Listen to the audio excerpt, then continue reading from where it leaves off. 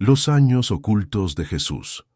Lo que sucedió entre los 12 y los 30 años, antes de los milagros, antes de las multitudes, antes de caminar sobre las aguas, Jesús despertaba temprano para trabajar. Sus manos conocían el peso de la madera, el olor del serrín, el sudor de un día común. Durante casi 2 décadas el hombre que sería llamado Hijo de Dios vivió como cualquier otro Galileo de su época. Y es exactamente ese período el que los evangelios casi ignoran. Antes de continuar con el video, ¿quieres fortalecer tu vida de oración y además ayudar a nuestro canal a crecer? He preparado un material con más de 50 oraciones especiales para guiarte. Haz clic en el enlace de la descripción y ayuda a nuestro proyecto a divulgar la palabra de Cristo. 18 años. Ese es el intervalo entre la última aparición de Jesús niño y el inicio de su ministerio público. Los evangelios registran al niño de 12 años debatiendo con doctores de la ley en el templo de Jerusalén. Lucas describe cómo María y José, tras 3 días de búsqueda angustiada, encontraron al hijo sentado entre los maestros, haciendo preguntas que dejaban a hombres experimentados sin respuesta. Después de esa escena, el texto sagrado salta casi 2 décadas. El próximo registro muestra a Jesús ya adulto, con 30 años, descendiendo a las aguas del río Jordán para ser bautizado por Juan. ¿Qué sucedió entre esos 2 momentos? ¿Por qué la Biblia eligió el silencio? Piensa en el escenario. Nazaret no era Jerusalén, no era siquiera una ciudad de mediano porte, era una aldea de aproximadamente 400 habitantes, enclavada en las colinas de la Baja Galilea, a cerca de 150 kilómetros al norte de la capital religiosa de Israel. No aparece mencionada en ningún libro del Antiguo Testamento. No aparece en los escritos de Flavio Josefo, el mayor historiador judío del primer siglo. No aparece en ningún registro rabínico de la época. Excavaciones arqueológicas modernas revelaron una comunidad agrícola modesta, con casas simples excavadas parcialmente en la roca calcárea de las colinas, cisternas para almacenar agua de lluvia y pequeños terraplenes de cultivo en las laderas. Cuando Natanael oyó hablar de Jesús por primera vez, su reacción fue reveladora. ¿Puede salir algo bueno de Nazaret? La pregunta no era solo retórica, reflejaba el desprecio que habitantes de ciudades mayores sentían por aquella aldea olvidada. Nazaret quedaba fuera de las principales rutas comerciales, no tenía sinagoga de prestigio, no producía escribas famosos, era el tipo de lugar que personas ambiciosas dejaban en la primera oportunidad. Era en ese lugar insignificante donde el futuro maestro vivió la mayor parte de su vida terrenal, no en palacios de mármol, no en escuelas de escribas en Jerusalén, no en los corredores del templo donde se debatían las grandes cuestiones teológicas, sino en una comunidad rural donde todos conocían a todos por su nombre, donde las noticias viajaban despacio y donde el trabajo manual definía la identidad y el valor de cada familia. La tradición cristiana preservó un detalle significativo. Jesús era tectón. La palabra griega aparece en Marcos capítulo 6, versículo 3, y fue traducida como carpintero, pero su significado es más amplio. Tectón designaba artesanos que trabajaban con madera y piedra, constructores capaces de erigir desde muebles simples como mesas y bancos hasta estructuras más complejas como techos, puertas e incluso pequeñas edificaciones. José ejercía ese oficio, y como era costumbre entre los judíos del primer siglo, el hijo aprendía la profesión del padre desde temprano, generalmente a partir de los 5 o 6 años de edad. Imagina lo que eso significaba en la práctica cotidiana.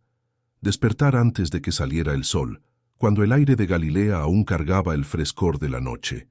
Caminar hasta el taller, probablemente una habitación anexa a la casa de la familia o un espacio al aire libre protegido por un toldo.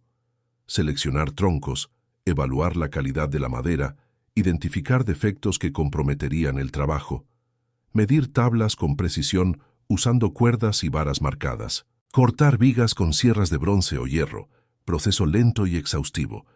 Allanar superficies con azuelas hasta que quedaran lisas al tacto. Encajar piezas usando técnicas transmitidas de generación en generación. el olor a cedro y roble impregnando la ropa, serrín acumulándose en el cabello y en la barba, callos gruesos en las palmas de las manos, astillas frecuentes bajo las uñas, dolores en la espalda después de horas encorvados sobre una pieza de trabajo, cortes accidentales que dejaban cicatrices en los dedos. Ese era el cotidiano del hombre que más tarde sanaría paralíticos con una palabra y resucitaría muertos con un toque. Pero había más que trabajo manual en aquellos años silenciosos. La formación religiosa de un joven judío seguía patrones bien definidos, transmitidos a lo largo de siglos. A los 5 años comenzaba el estudio de la Torá, los 5 libros de Moisés, aprendiendo a reconocer las letras hebreas y a pronunciar las palabras sagradas. A los 10 avanzaba hacia la Mishnah, la tradición oral que interpretaba la ley escrita y aplicaba sus principios a las situaciones cotidianas. A los 13, en la ceremonia que hoy llamamos Bar Mitzvah, asumía responsabilidad personal por los mandamientos y pasaba a ser contado entre los hombres adultos de la comunidad para fines religiosos.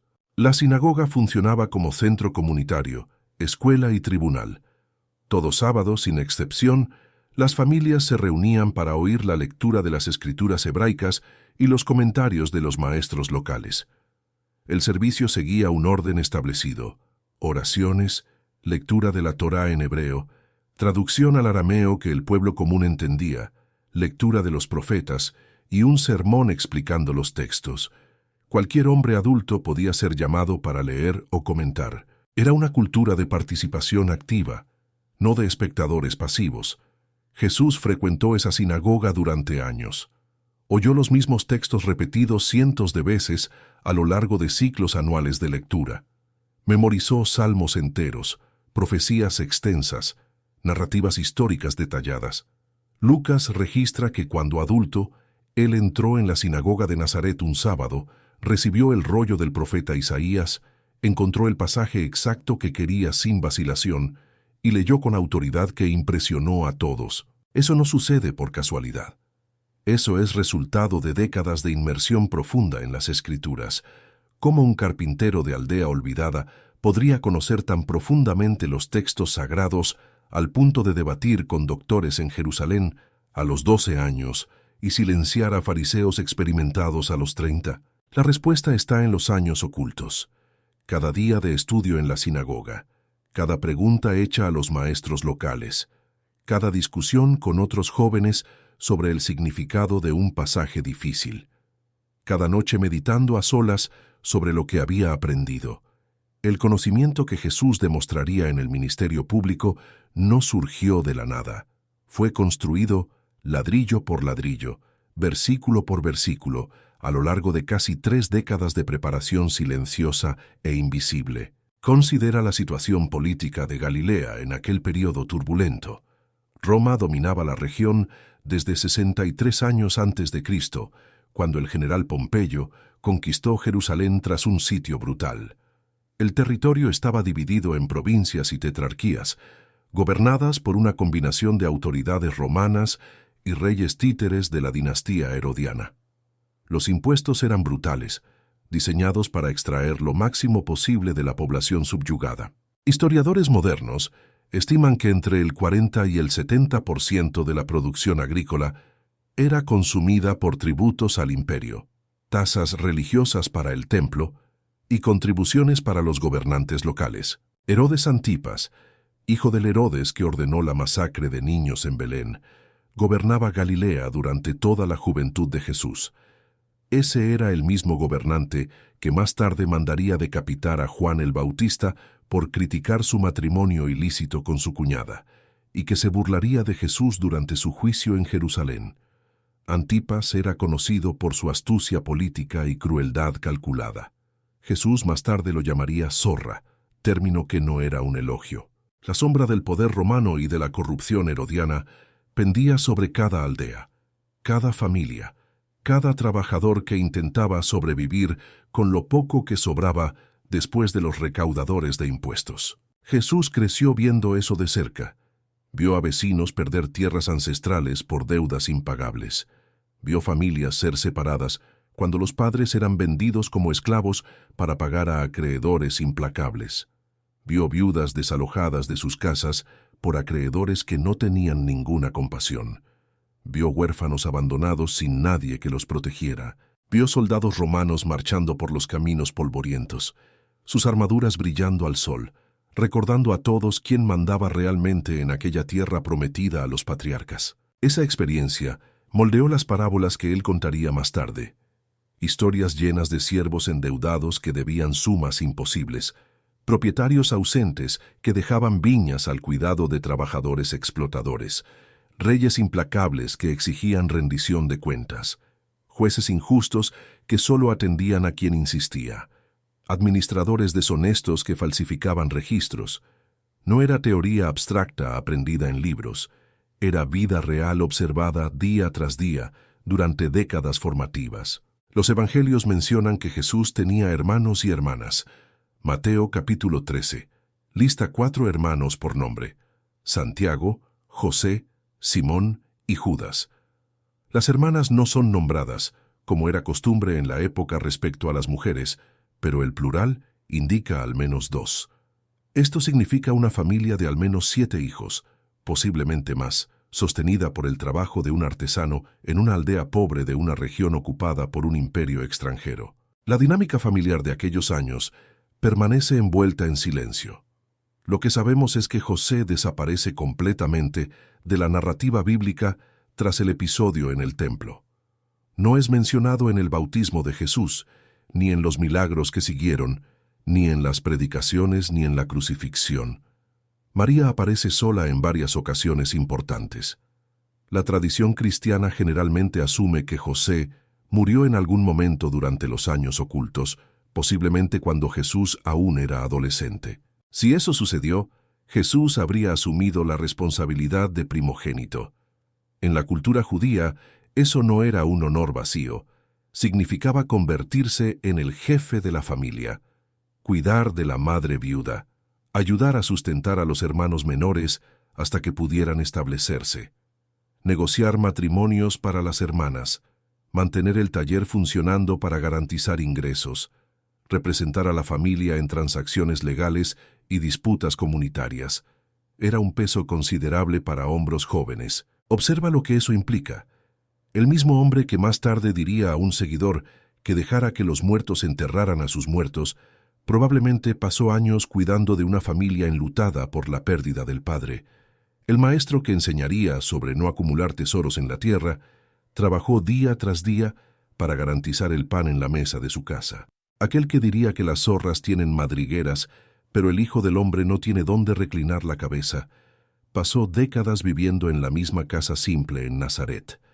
Existe una profundidad humana en esos años silenciosos que los evangelios no detallan, pero que trasluce en cada gesto de compasión del ministerio público. La Galilea del primer siglo era una región de contrastes marcados. Al sur quedaba Samaria, zona de tensión étnica y religiosa con los judíos, donde hostilidades antiguas aún hervían. Al este, más allá del Jordán y del mar de Galilea, quedaba la Decápolis, una confederación de 10 ciudades de cultura predominantemente griega, con templos paganos dedicados a Zeus y Afrodita, teatros donde se escenificaban dramas helenísticos y gimnasios donde atletas competían desnudos según costumbres griegas que escandalizaban a judíos piadosos. Al norte, territorios sirios y fenicios traían influencias culturales aún más diversas. Séforis, una de las mayores y más prósperas ciudades de la región, quedaba a apenas 6 kilómetros de Nazaret, cerca de 1 hora de caminata.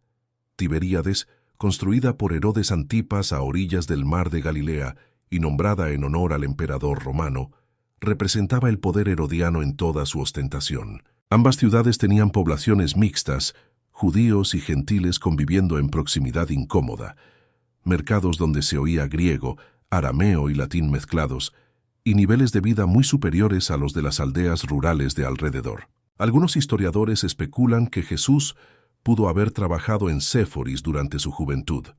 La ciudad estaba en plena reconstrucción tras ser destruida en una revuelta en el año 4 a.C., cuando soldados romanos quemaron casas y esclavizaron habitantes como castigo por la rebelión. Grandes obras de construcción necesitaban artesanos calificados. Un tectón habilidoso de una aldea vecina podría fácilmente encontrar trabajo allí durante años. Si eso sucedió, Jesús habría tenido contacto directo con arquitectura helenística sofisticada, con comerciantes de varias nacionalidades, con la mezcla cultural compleja que caracterizaba aquel mundo cosmopolita. Pero esto es especulación basada en probabilidades, no en evidencias directas. Los evangelios no confirman ni niegan trabajo en Séforis o en cualquier otro lugar específico. El silencio permanece intacto. ¿Qué sucedía en el interior de Jesús durante esos años de formación invisible? ¿Cómo era la vida espiritual de alguien a quien Lucas describe creciendo en sabiduría, en estatura y en gracia ante Dios y los hombres? Algunos textos apócrifos, escritos siglos después por autores que querían satisfacer la curiosidad que los evangelios canónicos no satisfacían, intentaron llenar los vacíos con historias fantásticas. El Evangelio de la infancia de Tomás describe a un niño Jesús haciendo pájaros de barro y dándoles vida con un soplo, maldiciendo a niños que lo irritaban, resucitando muertos casualmente como demostración de poder. Otros textos sugieren viajes misteriosos a lugares distantes: India, donde habría aprendido con sabios orientales; Egipto, donde habría sido iniciado en conocimientos esotéricos; comunidades esenias en el desierto de Judea, donde habría absorbido disciplinas ascéticas. Estas narrativas revelan más sobre la curiosidad insaciable de los lectores posteriores que sobre la realidad histórica del primer siglo. No hay evidencia creíble para ninguna de estas teorías. Los evangelios canónicos, escritos por personas que conocieron a Jesús o entrevistaron a testigos oculares, eligieron el silencio sobre estos años. Y tal vez ese silencio sea más elocuente que 1000 páginas de especulación. La tradición judía valoraba la edad de 30 años como marco de madurez plena. Los levitas solo podían asumir funciones completas en el servicio del templo a partir de esa edad, conforme a lo establecido en Números, capítulo 4. José de Egipto tenía 30 años cuando se convirtió en gobernador bajo el faraón, según Génesis capítulo 41. David tenía 30 años cuando comenzó a reinar sobre todo Israel, conforme a lo registrado en 2 Samuel, capítulo 5. Existe un patrón bíblico de preparación prolongada antes de misiones transformadoras.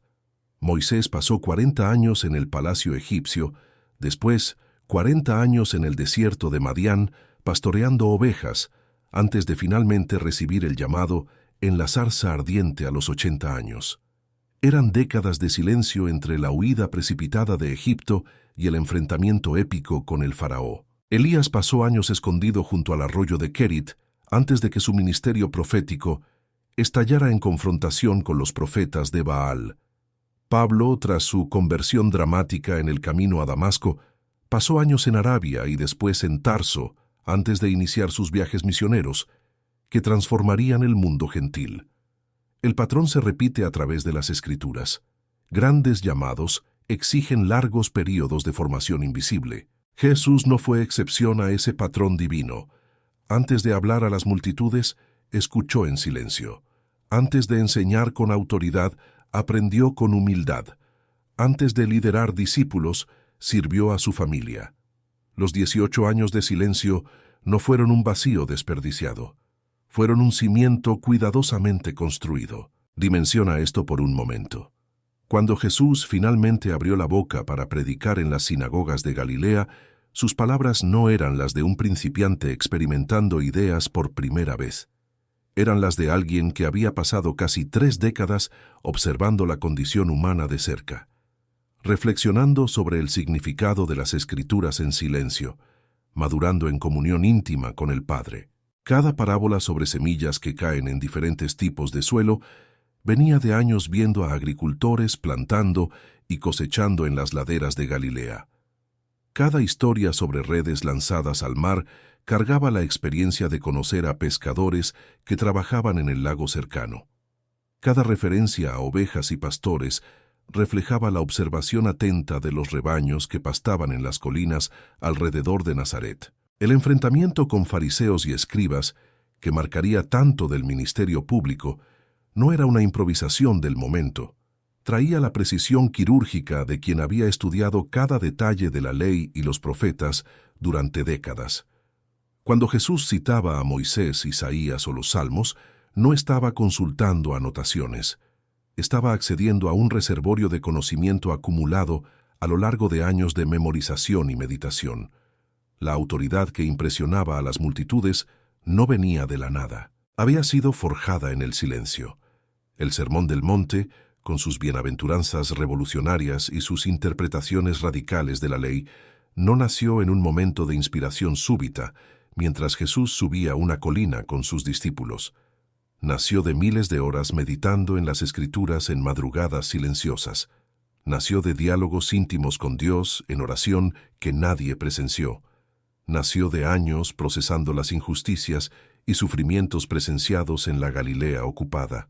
Nació de décadas observando la distancia entre lo que los religiosos predicaban y lo que practicaban. La profundidad de aquella enseñanza refleja la profundidad de aquellos años ocultos. ¿Por qué los evangelios no cuentan más sobre este período formativo? ¿Por qué Mateo, Marcos, Lucas y Juan eligieron el silencio sobre casi 2 décadas de la vida de Jesús? Tal vez porque el propósito de los textos sagrados nunca fue satisfacer la curiosidad biográfica moderna. Los evangelios son proclamación, no biografía en el sentido contemporáneo. Se enfocan en lo que los autores, inspirados por el Espíritu Santo, consideraban esencial para la fe: el mensaje del reino de Dios, las señales milagrosas que confirmaban la identidad de Jesús, la muerte redentora en la cruz, la resurrección victoriosa que venció a la muerte. Los años de preparación sirvieron a su propósito al preparar. No necesitaban ser narrados en detalle para cumplir su función en el plan divino. Tal vez también porque el silencio invita a la identificación personal. Jesús vivió una vida aparentemente común antes de vivir una vida extraordinaria que cambió la historia. Trabajó con las manos, estudió las Escrituras, sufrió pérdidas familiares, cargó responsabilidades domésticas, enfrentó la monotonía de días que parecían iguales. Quien lee los evangelios puede reconocerse en esos años no descritos. Puede imaginar que sus propias décadas de rutina invisible, de trabajo no celebrado, de crecimiento silencioso, también pueden ser preparación para algo mayor que aún no logra ver. Los últimos años antes del ministerio público guardan sus propios misterios. En algún momento, Jesús supo que era hora de partir. La noticia de Juan el Bautista predicando en el desierto de Judea, a orillas del río Jordán, llegó a Galilea y agitó corazones por todas partes. Multitudes descendían de las aldeas hacia el valle del Jordán, confesando pecados públicamente, siendo sumergidas en las aguas como señal de arrepentimiento y preparación para algo nuevo que estaba por venir. Algo estaba sucediendo en la historia de Israel. La expectativa mesiánica, siempre latente en el corazón judío oprimido, ganaba nueva intensidad con la predicación atronadora del profeta del desierto. Jesús dejó Nazaret. Dejó el taller de carpintero con sus herramientas familiares. Dejó a los hermanos que tal vez no entendían su decisión. Dejó a la madre que guardaba todas estas cosas en su corazón desde el anuncio del ángel. Caminó los 120 kilómetros de caminos polvorientos hasta el valle del Jordán. Pasó por Samaria o rodeó por el valle del Jordán, como hacían los judíos que querían evitar territorio samaritano. Descendió las laderas hasta el punto más bajo de la superficie terrestre, donde el río serpenteaba entre palmeras datileras antes de desembocar en el Mar Muerto. Entró en la fila de los pecadores que esperaban el bautismo. No se identificó como diferente, no reivindicó privilegios, no anunció quién era, simplemente esperó su turno como cualquier otro Galileo arrepentido. Y cuando Juan lo vio acercarse, algo sucedió. El profeta que confrontaba a multitudes con audacia vaciló. «¿Yo necesito ser bautizado por ti y tú vienes a mí?» Pero Jesús insistió. «Deja por ahora, porque así nos conviene cumplir toda justicia». Y cuando emergió de las aguas del Jordán, los cielos se abrieron de manera que los presentes pudieron atestiguar. El Espíritu de Dios descendió en forma visible como una paloma, posándose sobre él. y una voz tronó desde el cielo, audible para quien tenía oídos para oír. Este es mi Hijo amado, en quien tengo complacencia. Los años silenciosos terminaron en aquel momento a orillas del río. Los 3 años que cambiarían la historia de la humanidad comenzaron. Pero nada de lo que vino después puede ser adecuadamente entendido sin lo que vino antes. Las curaciones milagrosas que Jesús realizaría a lo largo de su ministerio mostraban a un hombre que conocía el sufrimiento humano de cerca, no de lejos. Había visto enfermos en las calles de Nazaret durante toda su vida. Había observado paralíticos mendigando en los caminos de Galilea. Había conocido ciegos que dependían de la caridad ajena para sobrevivir. Tal vez había perdido a personas queridas por enfermedades que ningún médico lograba curar. Cuando tocaba a un leproso, transgrediendo todas las reglas de pureza ritual, no era el gesto distante de alguien que nunca se había acercado a los excluidos. Era el toque de quien había crecido en una sociedad donde la exclusión era cotidiana y dolorosa. Las comidas con publicanos y pecadores que escandalizaban a los religiosos de la época tenían un sentido profundo para quien conocía la complejidad de la vida real. Para alguien que había trabajado con las manos durante décadas, que conocía la lucha diaria de los pobres para sobrevivir, que había visto a recaudadores de impuestos destruir familias con sus exigencias, esas comidas no eran una provocación gratuita, eran una extensión de misericordia hacia personas que el sistema religioso descartaba como irrecuperables. Jesús no veía categorías abstractas cuando miraba a las personas. Veía seres humanos concretos, con historias particulares, dolores específicos, esperanzas frágiles. Esa visión compasiva fue formada en Nazaret durante los años invisibles, no en escuelas teológicas de Jerusalén. La autoridad inconfundible con que enseñaba sorprendía a las multitudes que lo oían. Los escribas y fariseos citaban a otros rabinos famosos para fundamentar sus interpretaciones de la ley. Construían cadenas de tradición que se remontaban a maestros anteriores. Jesús hablaba desde otro lugar completamente diferente. «Oísteis que fue dicho a los antiguos», decía él, «pero yo os digo». Esa autoridad que prescindía de intermediarios no era arrogancia humana. Era una certeza construida en décadas de comunión íntima con el Padre Celestial, en oraciones que atravesaban madrugadas enteras, en silencios profundos que solo Dios atestiguó durante aquellos años ocultos. Los enfrentamientos frecuentes con el sistema religioso establecido revelaban un conocimiento profundo de sus fallas estructurales. Jesús no criticaba a los fariseos como un observador externo que desconocía sus prácticas.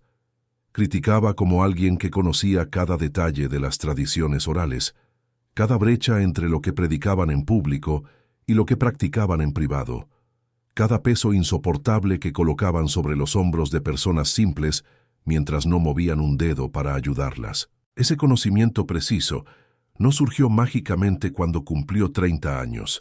Fue acumulado pacientemente en sinagogas, en debates informales, en observaciones atentas durante casi 3 décadas de vida comunitaria. La elección de los 12 apóstoles demuestra una sensibilidad notable para leer el carácter humano.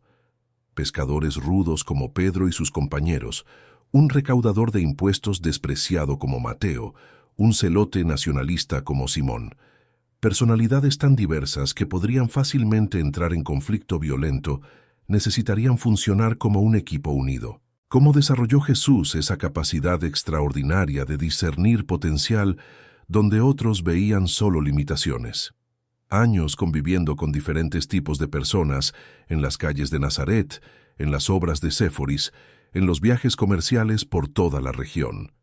Los años ocultos fueron una escuela intensiva de humanidad. Considera las parábolas que Jesús contó. El sembrador que sale a sembrar y encuentra diferentes tipos de suelo. La mujer que barre toda la casa buscando una moneda perdida. El pastor que deja 99 ovejas en el redil para buscar una que se perdió en las montañas. El padre que espera ansiosamente en el camino, día tras día, al hijo que partió hacia tierras lejanas. El hombre que descubre un tesoro escondido en un campo y vende todo para comprarlo. el comerciante que busca perlas preciosas por todas partes hasta encontrarla de valor incomparable. Cada imagen proviene de un mundo que Jesús conoció íntimamente a través de la experiencia directa. No son ilustraciones académicas inventadas para hacer conceptos abstractos más accesibles. Son fragmentos de vida real, observada durante años en las colinas de Galilea, en los mercados de las aldeas, en las conversaciones junto a los pozos, en los campos durante las cosechas. Las parábolas tienen olor a tierra, textura de cotidiano, peso de humanidad vivida. La oración que Jesús enseñó a los discípulos, conocida como Padre Nuestro, condensa una teología profunda en palabras extraordinariamente simples que cualquier niño puede memorizar. Padre nuestro que estás en los cielos, santificado sea tu nombre, venga tu reino. Hágase tu voluntad, así en la tierra como en el cielo. El pan nuestro de cada día, dánoslo hoy. Perdona nuestras deudas, así como nosotros perdonamos a nuestros deudores. No nos dejes caer en tentación, líbranos del mal. Cada frase de esta oración refleja experiencias concretas acumuladas a lo largo de los años ocultos. La lucha por el pan diario de una familia de artesanos en una región donde la pobreza era generalizada. Las deudas que afligían a los campesinos galileos bajo el peso abrumador de los impuestos romanos y las tasas religiosas. Las tentaciones de un joven en un mundo de ocupación militar e injusticia sistémica. El mal que se manifestaba en opresión, enfermedad, muerte prematura, familias destrozadas. La oración del Padre Nuestro no es una abstracción teológica, nace de décadas vividas. El ministerio público de Jesús duró aproximadamente 3 años, tal vez 3 años y medio, dependiendo de la cronología que los estudiosos adopten. En ese periodo relativamente corto de tiempo, recorrió aldeas y ciudades de Palestina, enseñó a multitudes que a veces llegaban a miles, sanó a incontables enfermos de todo tipo de dolencia, confrontó a autoridades religiosas y políticas, entrenó a un grupo de discípulos para continuar su obra, fue traicionado por uno de ellos, arrestado en Getsemaní, juzgado ilegalmente de madrugada, condenado por Pilato, crucificado en el Gólgota y resucitó al tercer día. La intensidad es absolutamente impresionante. Pero antes de esos 3 años de ministerio público, vinieron casi 30 años de preparación invisible. La proporción es significativa y merece reflexión. 10 años de formación por cada año de actuación visible. El silencio fue 10 veces más largo que el sonido. La semilla quedó enterrada en la tierra oscura mucho más tiempo del que el árbol permaneció visible bajo el sol. Existe una lección profunda en esto para quien vive en una época que espera resultados inmediatos, para quien quiere saltar etapas y llegar pronto al destino, para quien desvaloriza periodos de aparente improductividad como tiempo perdido. Los años ocultos de Jesús sugieren con fuerza que la preparación no es un desperdicio de tiempo, es la construcción de un fundamento sólido. La cultura contemporánea celebra la visibilidad por encima de casi todo. Las redes sociales miden el valor humano en me gusta, compartidos y número de seguidores. Las carreras son evaluadas por promociones rápidas y reconocimiento público precoz. El éxito necesita ser instantáneo, documentado y exhibido para ser considerado real. En este contexto obsesionado por las apariencias, los años ocultos de Jesús ofrecen un contrapunto radical y necesario. El Hijo de Dios, aquel que existía antes de la fundación del mundo, pasó la mayor parte de su vida terrenal en total anonimato, trabajando con las manos en un taller oscuro, estudiando las Escrituras en una sinagoga sin prestigio, madurando lejos de cualquier foco o reconocimiento público. Si alguien podría haber comenzado su misión antes, era él. Si alguien tenía credenciales para prescindir de una preparación prolongada, era el Mesías prometido desde el jardín del Edén. Pero no fue así como sucedió. Hubo tiempo, hubo proceso, hubo paciencia. Para ayudarnos a continuar produciendo estos documentales e historias bíblicas, considera adquirir nuestro ebook con más de 50 oraciones.